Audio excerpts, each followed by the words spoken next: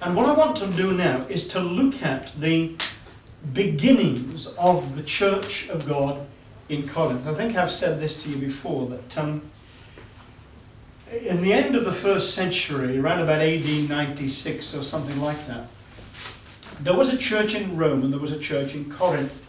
And the church in Corinth was going through difficult times. There'd been kind of splits and different things had happened. And a letter went from the church in Rome to the church at Corinth. It's usually called the first epistle of St. Clement, although it's just actually goes from the church at Rome. But I love the way it starts off, because it starts off like this, and it says, "From the church of God that sojourns in Rome to the church of God sojourning in Corinth." Now, sojourning is a very old-fashioned word now, but it really means not staying there for long. You can actually, if you notice it, you can see the French word for day in the middle of it. Jour. This is someone who isn't staying there for long. So in other words, this is a pilgrim church.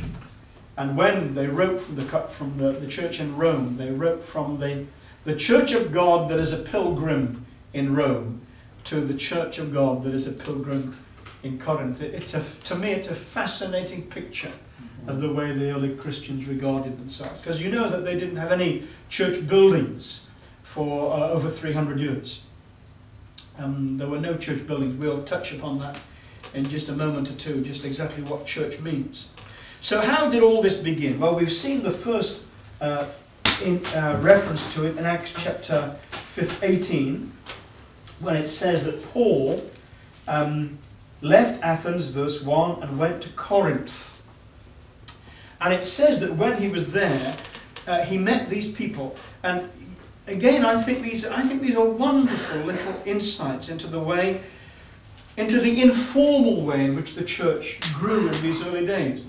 They didn't grow with enormous organizations and great strategies.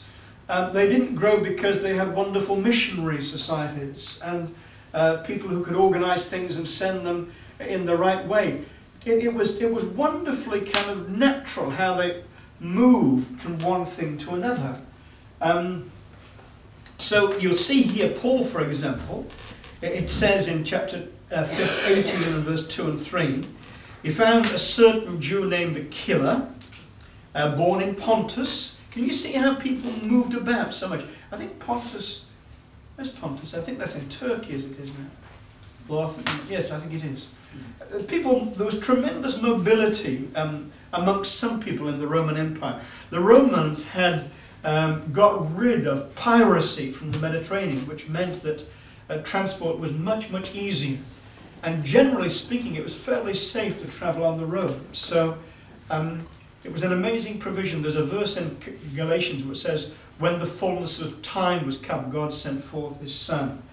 And historically, it was a unique period of time, this particular time, when you had what was called the Pax Romana, the Roman peace. It was very harsh, but it meant that people could move about, that people were relatively safe. There were tens of thousands of miles of road. You could actually get from here to Rome in less than kind of about 10 days through the roads that were provided. In fact, there were better roads in England in this part of kind of the Roman era than there were kind of in the Middle Ages and actually probably even into the time of Dickens and this kind of thing. There were brilliant transportation systems. So people are moving about, and Aquila has come from Pontus. He's there with his wife Priscilla. So it's interesting to see these two are always Priscilla and Aquila, or Aquila and Priscilla. The two are switched around, but this is an amazing husband and wife team, and I think this is a wonderful insight again into the way that the church functioned. And it says here that they'd left Rome because of this edict of Claudius, that all the Jews should depart from Rome. And then it says in verse 3, "So because he was from the same trade, he stayed with them and worked, for by occupation they were tent makers." It's just possible they may have been tent cloth weavers, but they were in the tent making trade of some kind. And just see how natural this is. He is Paul. He arrives at Corinth. Paul is going to earn his own living at Corinth. And his trade is that he can weave cloth or he can make tents of some sort. And the natural thing is that he lodges with this couple who are in this business. I have no doubt that he made tents and they sold them on their market stall or something like this. It's all very... There's nothing complicated or high-tech about the way the gospel spread. It really spread very, very naturally and very easily in this way. And this couple were part, as I say, of the early expansion.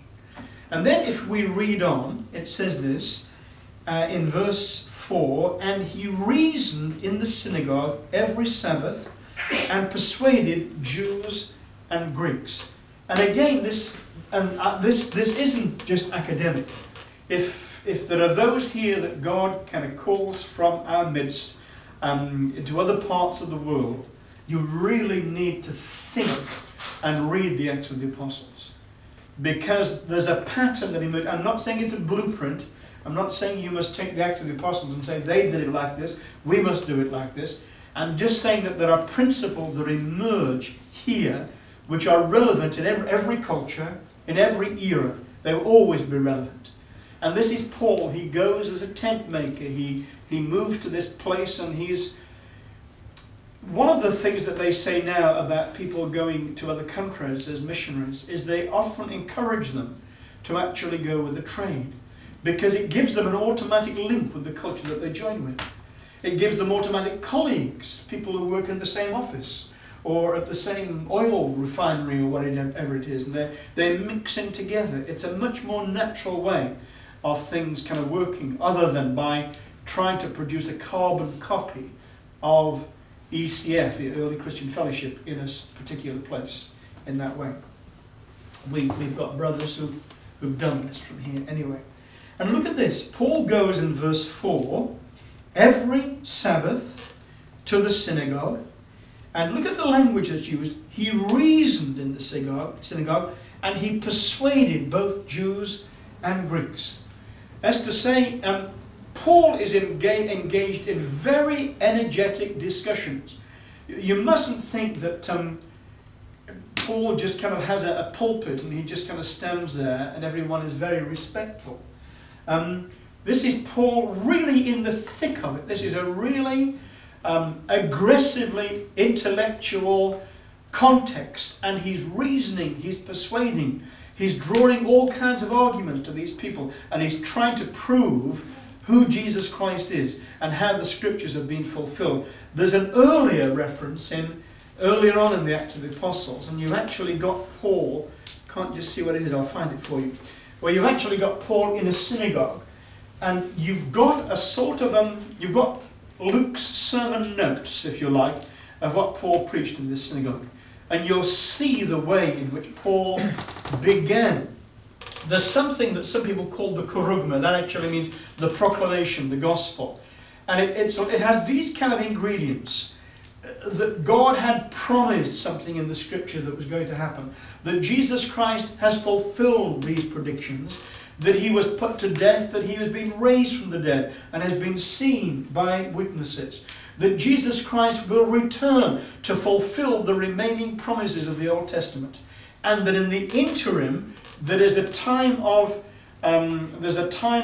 what do they call it, when you can hand in your weapons? Amnesty. There's an amnesty. There's a time of amnesty when people can respond to God, they can lay down their weapons before he comes back as the one who will judge. And that's basically the gospel that they preach. They no doubt develop different parts of it at different times, but those are the basic ingredients of it.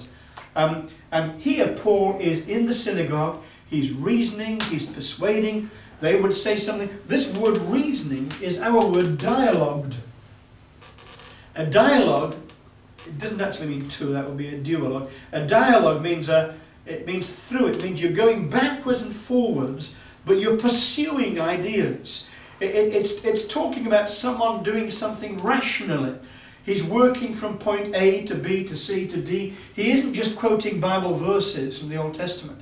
He's actually explaining the significance and showing what happened. And this is Paul at work in this kind of context, week by week at the synagogues on the Sabbath day.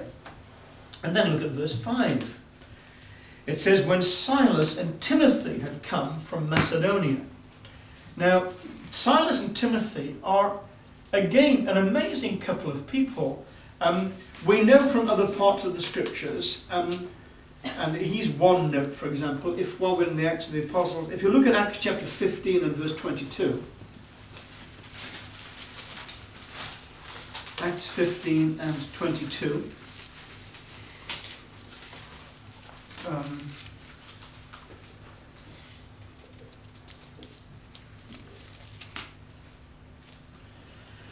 it says this. This is when they decided what they're going to do about circumcision of Gentiles. It says in verse 22, that it pleased the apostles and elders with the whole church. This is a miracle of unanimity. They had been in opposite camps when this started. But as a result of a word of wisdom coming, that everyone was able to receive, everybody came to one opinion. So it says now that it pleased the apostles and the elders with the whole church to send chosen men of their own company to Antioch with Paul and Barnabas, namely Judas, who was also named Barsabas, and Silas, leading men among the brethren.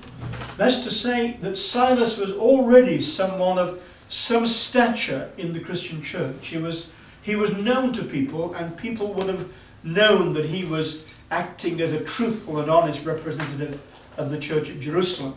If you look at verse 32 in the same chapter, you'll see what happened when they begin their circuit of taking these letters to different Gentile churches. In verse 32 it says, now Judas and Silas, themselves being prophets, also exhorted and strengthened the brethren with many words. So Silas is not only a man of reputation who can be trusted, and that one of the leaders amongst the Christians, he's actually also a man who is a gifted prophet. So we find out that this is the kind of people who joined Paul and Priscilla and Aquila at Corinth. And then we have Timothy. And from other parts in the Scriptures, I won't go through all of them, but we know that Timothy also had gifts that God had given to him. Remember, on a certain occasion, Paul speaks to Timothy and says, stir up the gift of God that was given to you by the laying on of my hands. So Timothy was a man with gifts too. And when Paul writes to Timothy, he tells him to do the work of an evangelist. And some people regard Timothy as a kind of a pastor. Not the kind of pastor we're familiar with now, kind of a senior minister in a local church. There were none of those in the Acts of the Apostles. But a man who had a pastoral care, a care of a shepherd, in different ways. So this is the point I want to make. That look at the personnel, look at the team that God is assembling in Corinth. You've got Paul, you've got Priscilla and Aquila, who have a Jewish background and who are wide open to what's being said. You've got Silas, who is a man of reputation and stature. He also has gifts of prophecy, and he's a man who is able to exhort and strengthen the brethren. You have Timothy, who also has spiritual gifts, a man who can be instructed to do the work of an evangelist. This is an amazing team that you're gathering here. This is actually very different to the way that we do mission now. These are the best and the most powerfully gifted men that are available to God, that God is actually using to establish these places. Now, I'm not criticizing mission. I'm not criticizing someone who says, anybody in the church now who says we feel we ought to go. If the elders feel right, it's right that we should pray with them and support them. The point I'm making is that in the establishing of somewhere like the Church of Corinth, there were some big hitters that God had put together to do something here. This is an amazing combination of people in Corinth that God is going to do something with. And what happens? Well, while we're in Acts chapter 18, we see that, and this is part of the pattern too, that there's opposition in the synagogue. things kind of cut up rough. Just as a lighter kind of a diversion. Many years ago, I trained as a school teacher, and I was supposed to be teaching religion. And one of the classes that I had to teach was a class that was known as 3C. And 3C means that they're kind of 14, 15-year-olds, and they're not at the top of the pack. They're not the sharpest knives in the drawer, as they say, and they generally are a bit of a struggle. And they'd given me the job of doing the Acts of the Apostles. I think that was the curriculum at that time. And we got to this particular part, and it was in, I think it's in Ephesus actually, when you get to it. And you've got the same pattern. Paul begins to speak in the synagogues. There's lots of discussion, dialogue goes backwards and forwards. And then as people begin to respond, as people begin to believe, what happens is that the authorities kind of cut up rough when you get different things happening. And in the Ephesians, there's a situation where it says that Paul actually separated the brothers from the church. And this is a key point in the history of the development of local churches. And I asked the kids to just write one or two sentences as to why Paul separated the Christians from the Jewish synagogue. This is honest truth, I'm telling you now. And there was a fair selection of reasons that these kids had put together. And there was one kid who wrote, he left because he was afraid of catching contagious diseases from the fishermen. And I thought, now what in the world is he talking about? So I went back and I looked, and of course in the good old authorized version, it says, when Paul saw that divers were hardened and spoke evil of that way, he separated the brethren. So I think he ought to have got some good points for ingenuity. And it shows you why you can't always use the King James Version in the kind of modern settings either. But this is a kind of a pattern that seems to go from one place to another, and then the opposition, the vocal opposition, becomes more violent, and you find this happening here. But you'll see the personnel that are involved here as well. It's fascinating. Look at verse 8. Well, at verse 7. I mean chapter 18 and verse 7. I'm sorry, let's go back to verse 6 so that you can get the whole sense of it.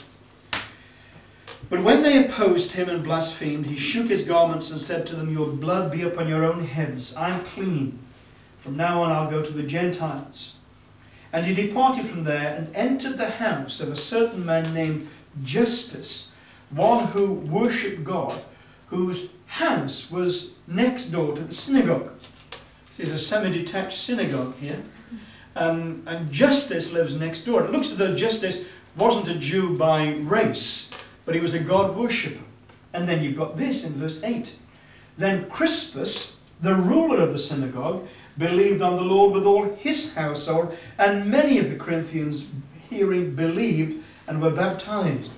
And you've got this wonderful thing where God speaks to Paul in a vision and tells him that he has many people in Corinth and that Paul is not to be afraid.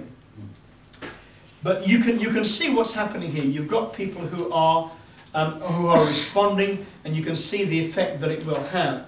When people see their key personnel being converted like this, you can expect them to become defensive. And that's what happened. And we know that he was here for 18 months. If we look at verse 11, he continued there 1 year and 6 months, teaching the word of God among them. So you might almost say that this is a kind of an 18-month teaching program. Not these evenings, you'll be glad to know. I mean, Paul engages on an 18-month teaching program. And for 18 months he teaches, he reasons. They've also got Silas there with prophetic gifts. You've got Timothy there. You've got Priscilla and Aquila. And you've actually got somebody else who will join them later on. So then it says in verse 12, when Galio, that's this man who was the proconsul, he was proconsul of Achaia. Achaia is kind of the southern half of Greece. when he was the proconsul, the Jews with one accord rose up against Paul and brought him to the judgment seat. That's a bema for those of you who are interested in those kind of things. Saying, this fellow persuades men to worship God contrary to the law. And just look how vivid this is. And when Paul was about to open his mouth, Galio said to the Jews, can you imagine this? Here there's this tremendous tumult, all this noise that's going on, and they accuse Paul of this and this and this. And Paul takes a breath, but before he has opportunity to do anything, Galio says, stop. He's the proconsul. And this is what he says. He said to the Jews, if it were a matter of wrongdoing or wickedness, O Jews, there would be reason what I should bear with you. But if it's a question of words and names in your own law, look to it yourselves, for I do not want to be a judge of some matters. And he drove them from the judgment seat. And then it says, all the Greeks took Sosthenes, the ruler of the synagogue. They've obviously had a new election, and Sosthenes is now the ruler of the synagogue. They took Sosthenes, the ruler of the synagogue, and beat him before the judgment seat.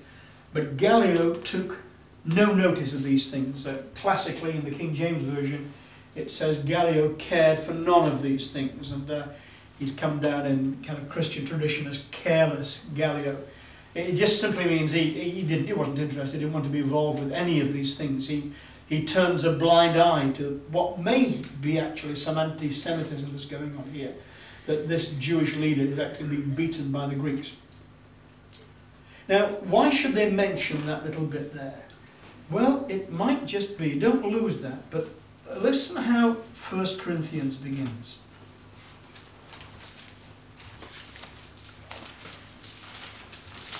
1 Corinthians in chapter 1.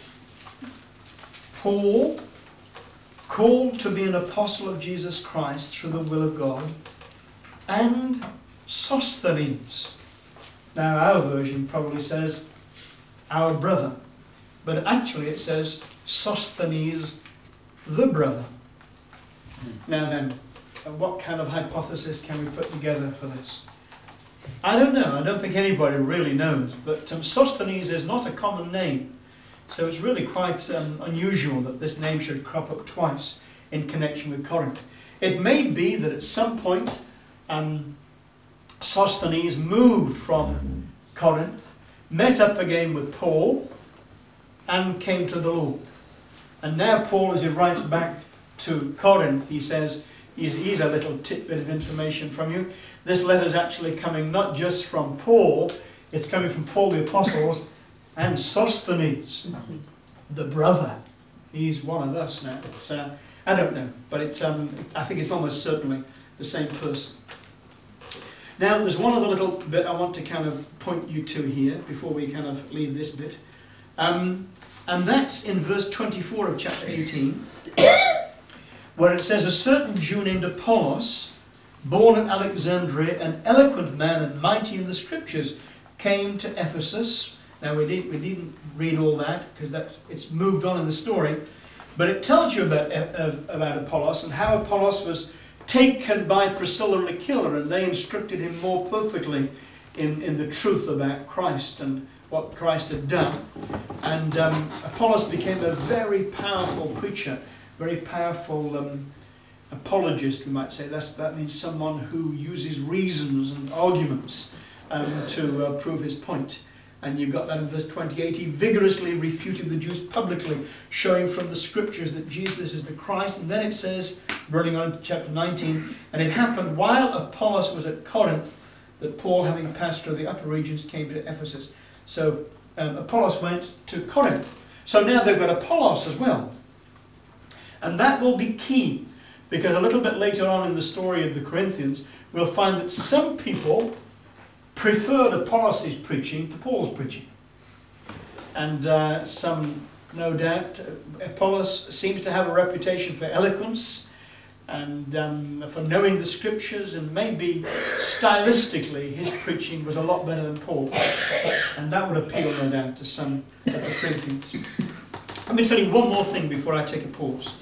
And that's this, that In our Bible we have two letters known as 1 Corinthians and 2 Corinthians. It's really quite likely that there were 4 letters to the Corinthians. There was letter A, because in what we call 1 Corinthians, which is really letter B, Paul refers to a previous letter. So we know there must have been at least one letter before this. So our 1 Corinthians is letter B. Then if we regard our 2 Corinthians, there's a reference in there where Paul refers to a letter that caused much sorrow and many tears. And that could have been our 1 Corinthians, but it might have been another one. So there could have been 4. So there's Corinthians A, B, C and D, and possibly our 1 Corinthians is B and our 2 Corinthians is D. But God has preserved for us just what we need to know, and we'll see the significance of that. There's one other thing I want to do, but I think I'll try and join it into the next session. We'll pause. So